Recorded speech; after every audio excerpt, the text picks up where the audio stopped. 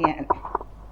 Ihulog na natin yung ano, yung pinirito nating ano ba yan?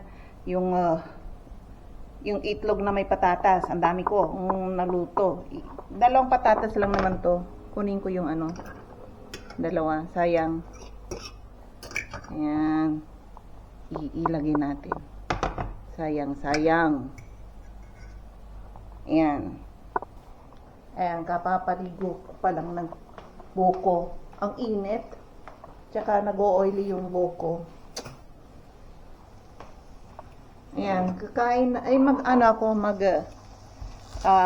ba yan? Itlog with patatas. Ipriprito ko muna to. Palalambutin ko ng konti.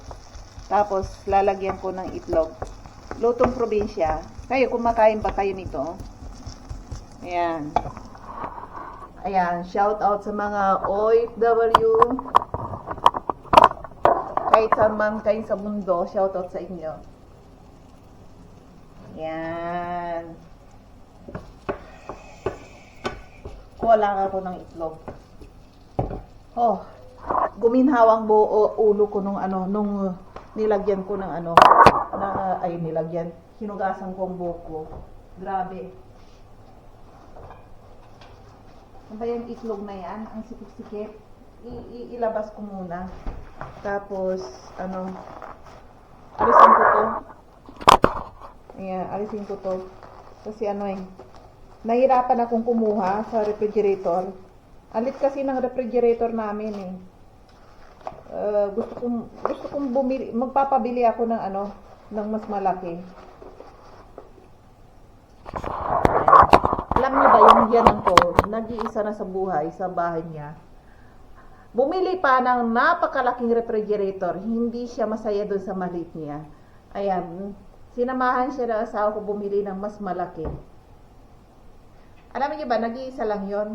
Pagbukas mo refrigerator niya, punong-puno ng pagkain. Siya lang naman ang kumakain mag-isa.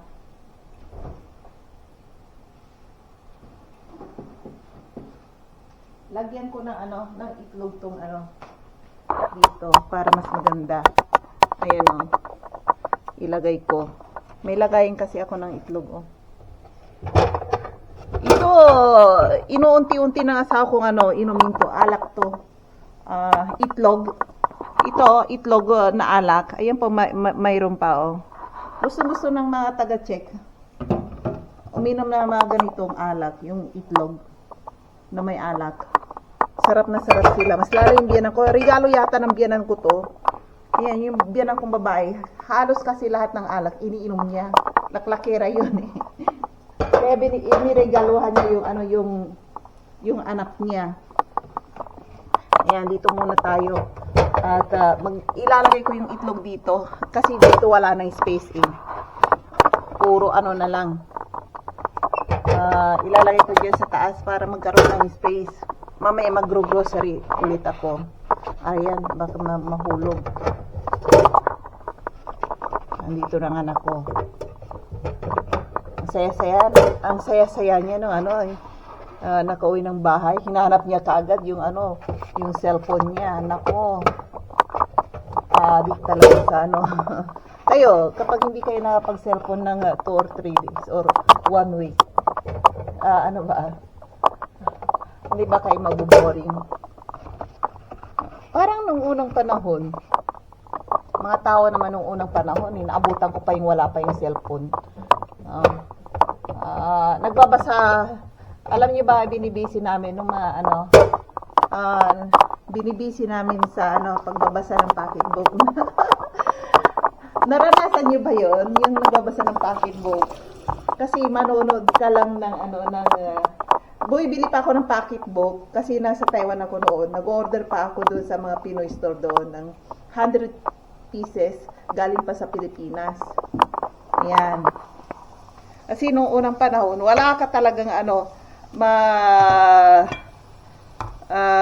mapapanood na mga bagong pelikula. Wala pang internet. Kaya kapag nakahiga ka, ang ginagawa namin, nagbabasa ng pocketbook. Nako, basahin mo yung halos 1 linggo. O unti-unti, tinitipid pa basahin yung pocketbook. Para bukas ulit, mayroon ulit.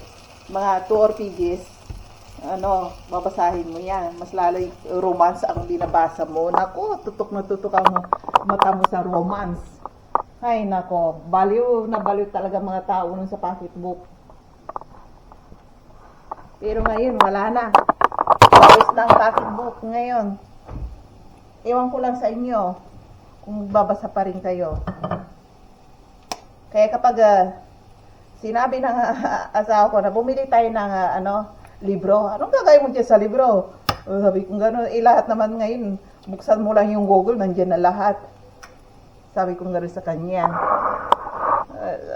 Wala na yung mga pocketbook na yung magbabasa ka, nakatamad na. Kasi lahat ng gusto mong panoorin, nasa YouTube or any Google. Ay, Wikipedia, mayroon na rin sa sa Google. Kaya nandiyan na lahat. Wag nang bumili ng mga books na yan. Sayang lang. Mag-load ka lang ng internet, pwede na. Gamit mo na lahat. Or di kayo mga assignment. Naku, huwag ka na pumunta sa sa library. Mag-Google search ka lang or itanong mo kay ChatGPT. Malalaman mo na ang answer kaagad. Ganon yun ngayon. Nako, super high-tech na ngayon, di ba? Ayan. Ako ng itlog, nagbati ng itlog. Ayan, gutom na rin ako. Hindi pa naman masyadong gutom na gutom. Pinapalambot ko tong karne ko. Ayan. Lakasan natin ng konti. Yan o. Ito yung ko. At lagyan natin ng magic sarap to. Para sumarap. Yan. Yan o. Yan. Malakas sumatalsik. Naku. Sumatalsik. Ayan, ganyan lang yan. Ayan, batihin natin to. Ayan, diba? Tingnan niyo buhag hampang buhok ko.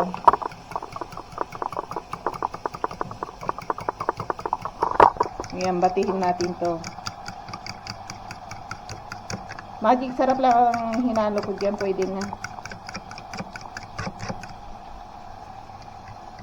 Yung mga anak ko sa Taiwan, grabe ang hilig nila sa itlog. Lagyan natin ng bawang powder. Lagyan din natin ng bawang powder to para mas masarap. At paminta powder. Ayan. Okay na. At i-prito natin ng ganito. Di may pagkain na ako. Ayan, lutong probinsya. Ayan yung yung pork chop ko. Wala na yung tubig-tubig niya. Okay na. Mamaya lagyan natin ng soya sauce. Ayan o. Ayan. Pinirito na pork chop. Nilagyan ko ng soya sauce para mas masarap. Ito ngayon is ilalagay ko yung itlog sa dito o. Ayan, ganyan lang yan. Ulam na. Pag may manukan kayo, naku, alagaan niyo yung manok niyo, mangingitlog yan. Ang mahal pa naman ang itlog ngayon. Ayan, ganyan lang yan. Ganyan lang yan. Ulam ko for today. Ayan, hinihintay ko nga lang yung yung kamuting dahon. Pwede na as soon as possible. Yan, nangangati ilong ko. Nangangati ang ilong ko. Napango. Shoutout sa mga taga Pangasinan dyan. Ay, shoutout pala sa mga taga Taiwan. Ayan, na OFW. Shoutout pala sa mga taga Czech Republic na mga OFW din. Mabuhay kayo. Ayan, pinapayaman ninyo yung bansa natin dahil sa inyo. Ayan, yung mga kakapadala ninyo sa mga ilang dosinang kamag-anak ninyo. Ayun, Naku, maawa kayo sa sarili ninyo mga OFW, ang hirap kumita. Pag inubos na mga kamag-anak ninyo yung pera ninyo, yung CVs ninyo, hindi naman yung kawawa kayo pag uwi ninyo. Pagtatawanan kayo, wala kayong naipundar. Unahin nyo magpundar ng sarili nyong mga gamit or mga bahay at lupa. Kasi kahit naman kakapatid or nanay mo ang mga yan, mag-iiba ang ugali nila pag hindi mo na sila natulungan. Kapag nanghingi sila ng pera sa iyo at hindi mo sila mabigyan, o di kaya yung balang araw umuwi ka, wala kang naipundar, pagtatawanan ka ng mga yan. Kahit nakamag-anak mo, mambubuli pa yan ng mga yan, chichismis ka pa. Kaya mag-ingat kayo. Yung pinaghirapan ninyo, huwag nyo ibigay todo sa kanila. Igasan ninyo. Kapag na tulungan nyo sila isang beses or dalawang beses, tama na yun. Hindi yung tuloy-tuloy.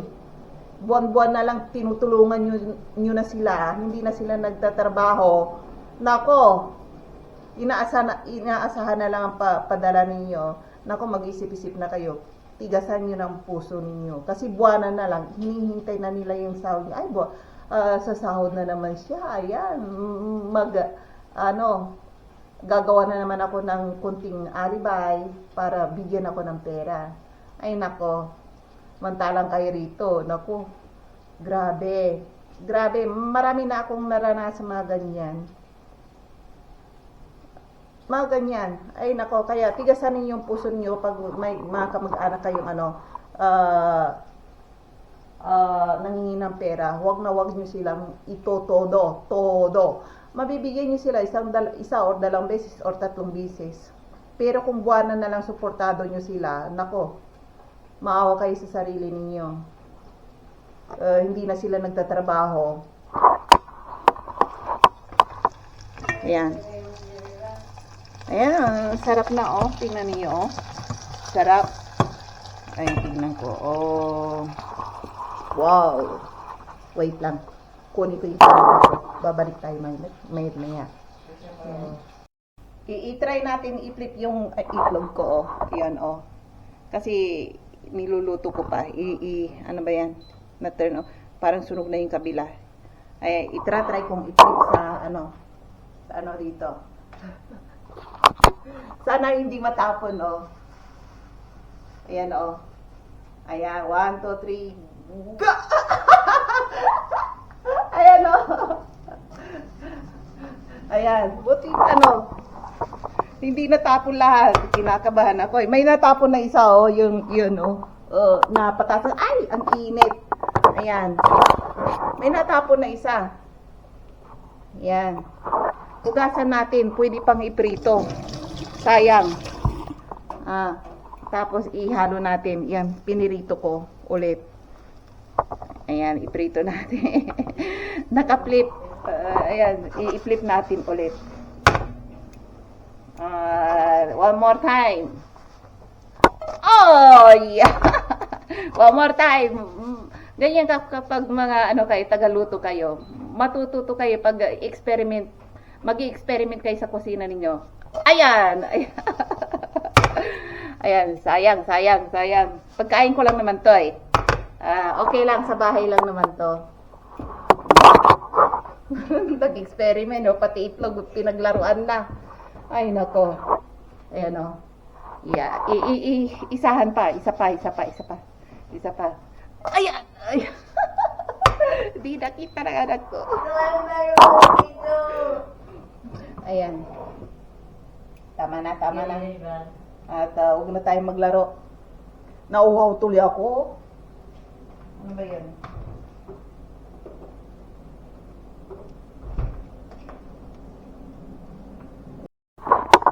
Ayan. Ihulog na natin yung yung pinirito nating ano ba yan? Yung itlog na may patatas. Ang dami ko naluto. Dalawang patatas lang naman to.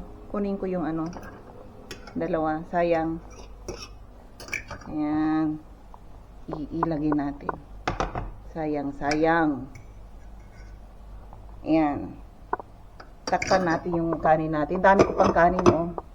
Tapos, maglagay tayo ng, dami kong ulit hugasan, oh.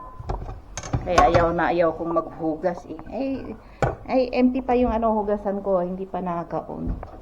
Ayan, ilagay natin yung pork chop ko. Muntik na naman masunog. Ayan. Ganyan ang ulam ko for today. Ang init ngayon ako, super. Noong gusto kong mainit, ngayon super init. Ay nako, pinagpapawisan ako. Tara na sa ang init, yung buhok ko. Nako, yung buhok ko. Tikman natin yung yung pork chop natin. Ayan o. Pork chop with itlog. Harap.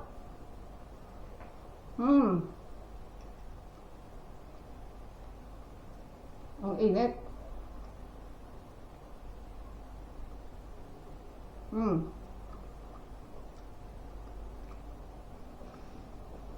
Yung itlog. Sarap. Sarap. Kain tayo. May na tayo magkwentuhan. Ayan, alis tayo. Punta tayo sa sa bakeryhan. Bibili ako ng pagkain ng asawa ko for tomorrow morning. Breakfast niya. Ayan pinaliguan ko ang buhok ko at saka pinulupot kong ganon. Tingnan niya nangyari kulot-kulot. Marunong ako magkulot ng buhok ko. May gamit ako rito. Hindi ako pupunta dun sa sa ano ba yun? Wait, may music pa. Hindi ako pumupunta dun sa parlor. Ang ginagawa ko, kinulot ko sarili ko sa dito kasi may mga gamit ako. Kulot naman, mga 2 or 3 years na kulot ang buhok ko. Kasi kapag magpapakulot ka rito, ang mahal. Kaya kinulot ko ang sarili kong buhok. Ngayon, umunat-unat na. Pero may mga gamit akong pampakulot ng buhok dito. Ayun, malandi ng lola ninyo eh. Matanda na, lumalandi pa, Siyempre, kailangan yan. Ayan, nalagaan kong buhok ko. Ayaw pagupitan ng asawa ko eh. Kasi kapag pinagupitan ko magiging lola raw ako. Ay nako, dyan na nga tayo. Ask nyo sa akin kung anong ginagamit ko sa mukha. Comment down below kung gusto nyo malaman. Yun. Tara. At tayo? I-switch off, turn off yung shower room ko. Ayan, tara. At alis tayo at tayo ay magpaparaw. Ay, yung shade ko pala, yung sunglasses ko. Kailangan ko to. Kasi kapag nainitan yung mata ko, yung naniningkit, kailangan ko to parati. Ayan, tara. Nandito tayo sa elevator. Wait natin mga na. Ayan, 0 na tayo. Nasa ground floor na tayo. Punta tayo sa groceryhan or bakeryhan. Bili tayo ng mga tinapay. Ayan, summer na summer dito. Dito tayo.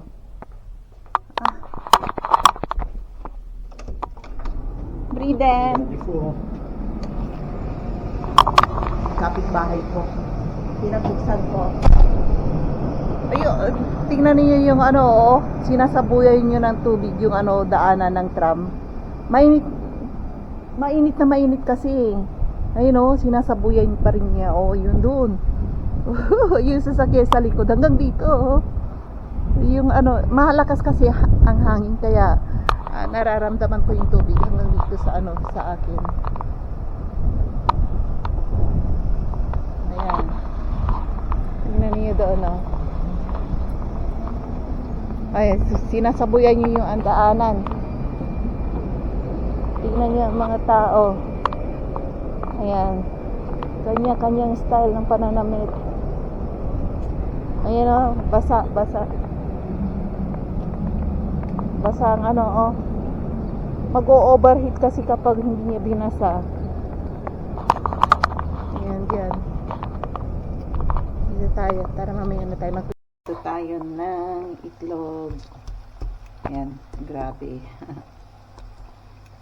At yan natin ng kunting asin. Ayan, ayan. Ano natin. Yan natin ang asin. Mag-aalas 2 na, ito ang agahan ng anak ko. Hindi pa kumakain ng agahan tanghalian. Kasi, bagong gising. Tapos, maglagay tayo ng toast bread. Ayan o. Ayan.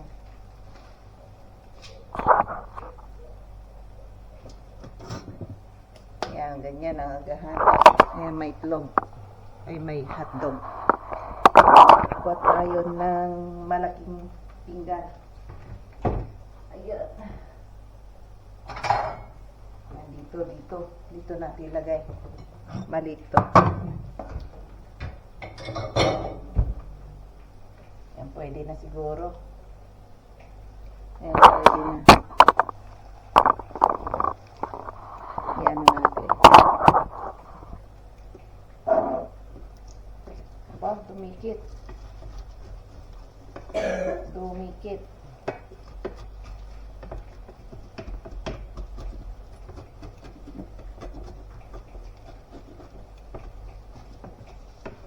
Ayan, dumikit.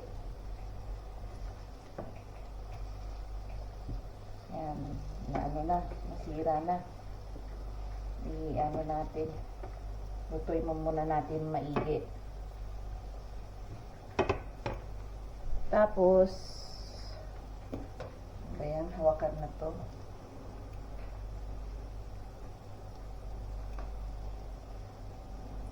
No, ilagay natin tong hotdog dito sa gilid. Para ano, ayan, diyan, ganyan ako magluto ng agahan ng anak ko. Ayan, iyan natin. Para iano natin to. Ayan, luto na ang toast bread. Iyan natin. Hintayin natin na maluto. Hindi ko alam kung gusto niya na wait flip-flop.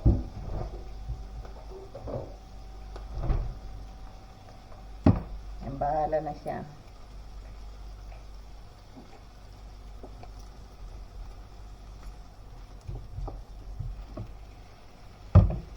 Ayan, ganyan ako magluto.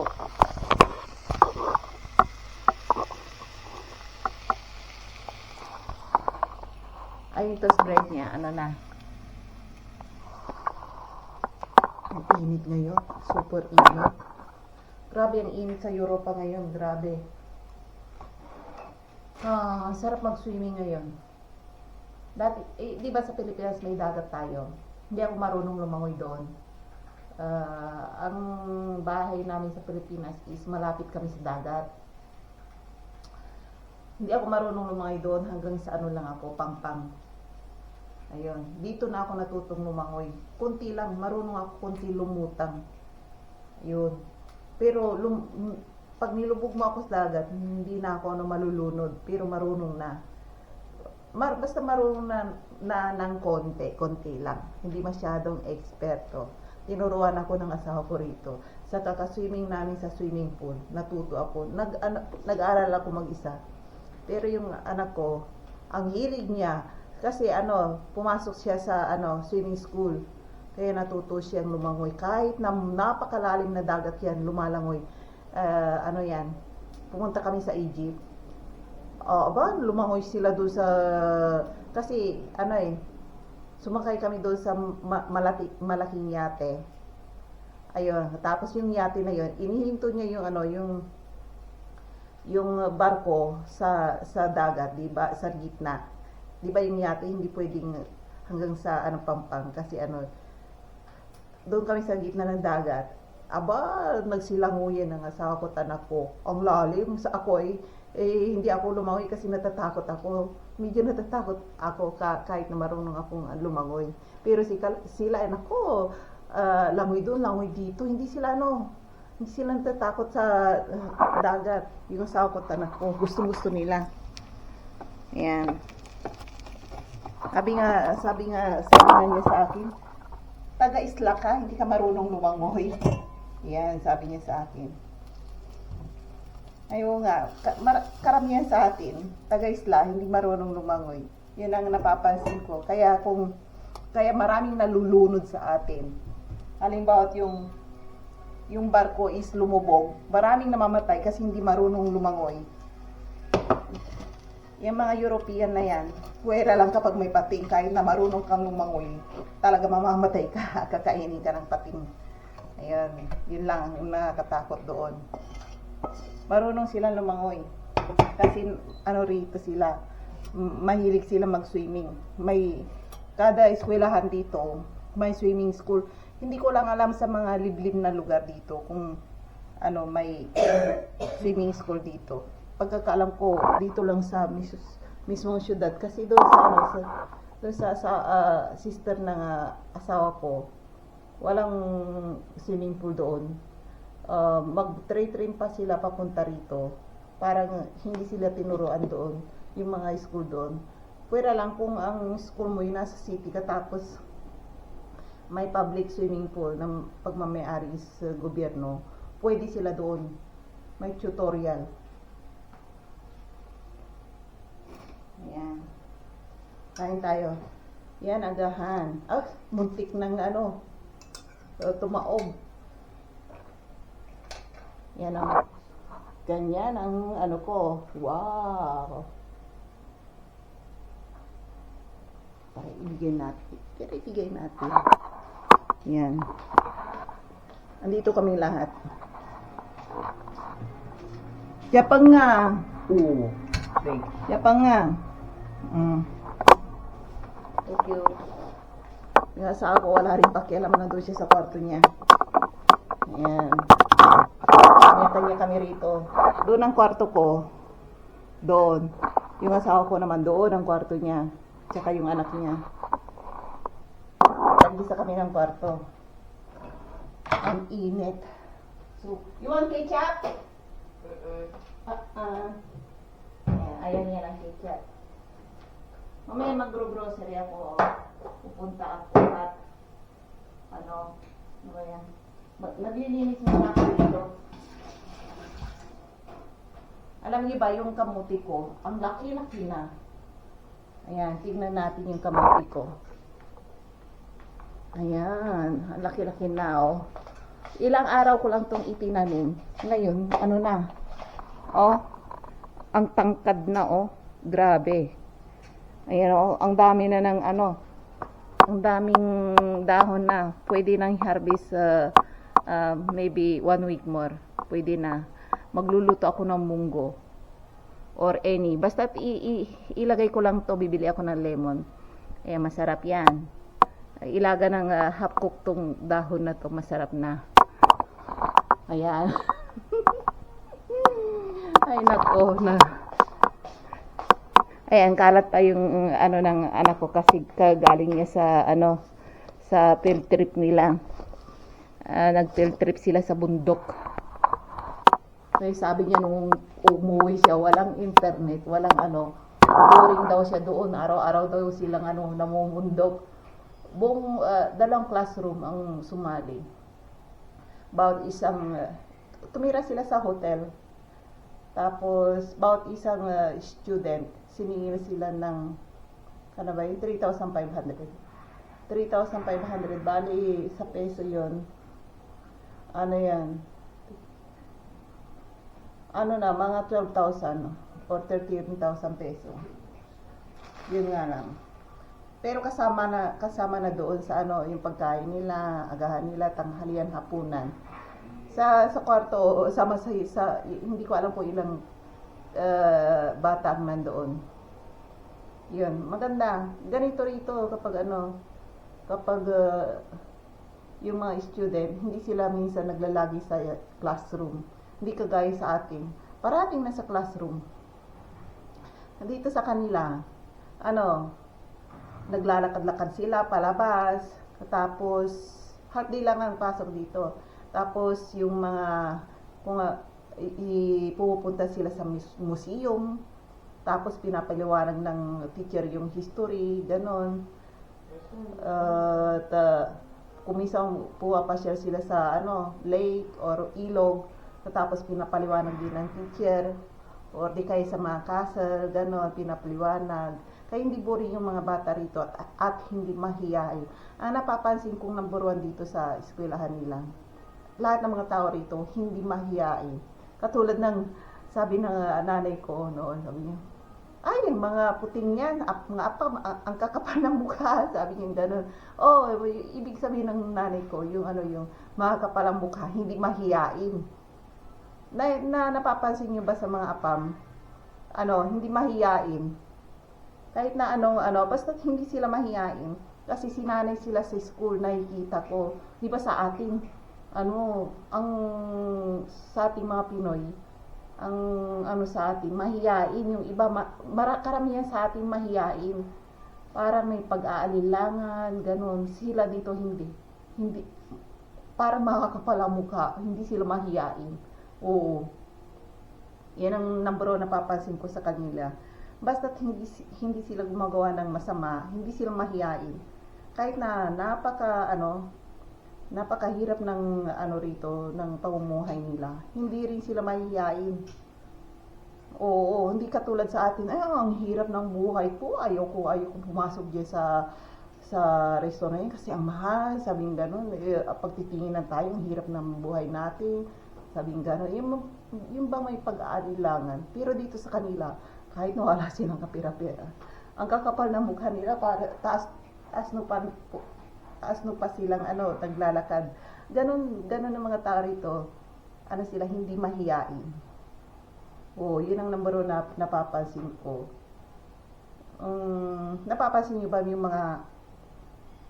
yung mga puti dyan na namamasyal sa atin? Kahit na pinagtitinginan na sila ng tao, wala silang pakialam.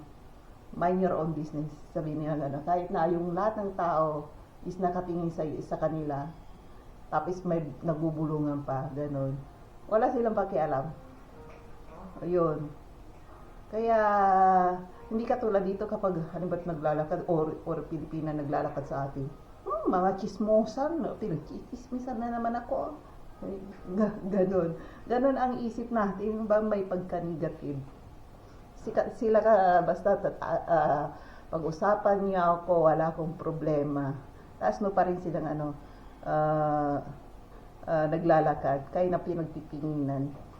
Kahit na yung magkaaway, kung minsan, yung asawa ko rin may katampuhan sa work kasi ganito may problema sa work, nag-aaway silang ganon. Pero kapag nag-meet sila sa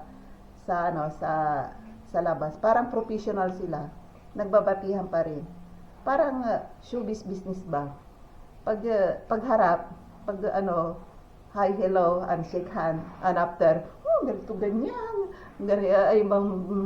yung bang pagkatalikod, alam mo na ugali, chichismis ka, gano'n, o ikukwento. Pero pagharap, shake hand, gano'n sila, napapansin ko sa kanila. Ayan, talaga ba naman Mamaya na tayo magkwentuhan, gagala ko ulit kayo sa labas, mag-grocery ako kasi parang kasama asawa ko kasi nandito siya, wala siyang work. Yan. At bukas, birthday ng anak ko, kakain kami.